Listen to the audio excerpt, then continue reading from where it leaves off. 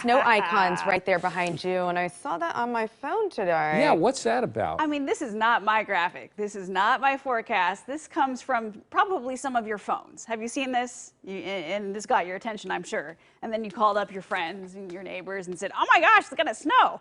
No, listen, until we get much closer to next Thursday and Friday, you cannot even say for sure. Not to mention, what you really have to do is make sure you have the right app, which we'll tell you about here in just a second. But first, let's focus on the cool trend for next week.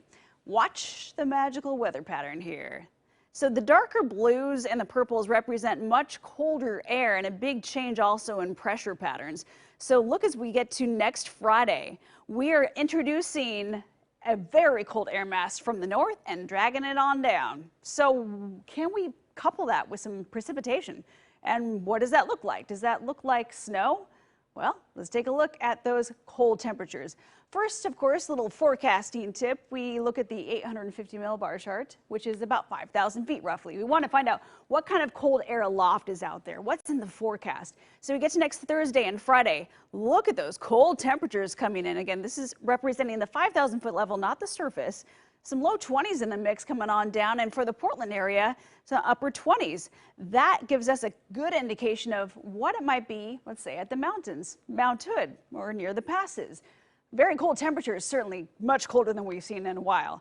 Now, does that translate to snow in the lower elevations? Well, let's take a look. First chance of rain, that's Sunday morning. Quick mover, moves on out. We're dry Monday through Tuesday, Wednesday, and Thursday morning until we get to, look at this, Thursday about 5:30 in the morning. There's your rain showing up. It's showing up as rain, certainly for the coast and for the inland valleys. Now, what about the mountains? Sure, we got snow right there, no problem. Now, what about lower elevations? Looking like we could get down to about 2,000 feet. So that would include eastern Oregon, central Oregon, many locations right there. Some roads impacted, certainly, as we get to next Thursday. That looks like it's a possibility. Now, as we get to late Thursday night and into Friday, now can we see any of that a little bit lower down in the valley near I-5?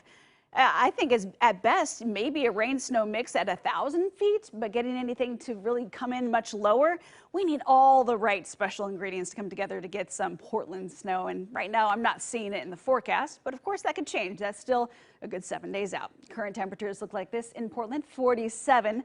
Temperatures will be in the low 40s as we get into those overnight hours.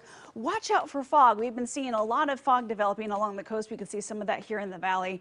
Your temperatures next week overnight will certainly be nice and chilly while we're dry in the mid to low 30s. All right, Natasha, thank you. And of course, don't just rely on the app on your phone, that generic one, because now is a great time, if you haven't already, to download the PDX weather app for your smartphone. That way, of course, you can get real-time, accurate weather information whenever you need it. Well, still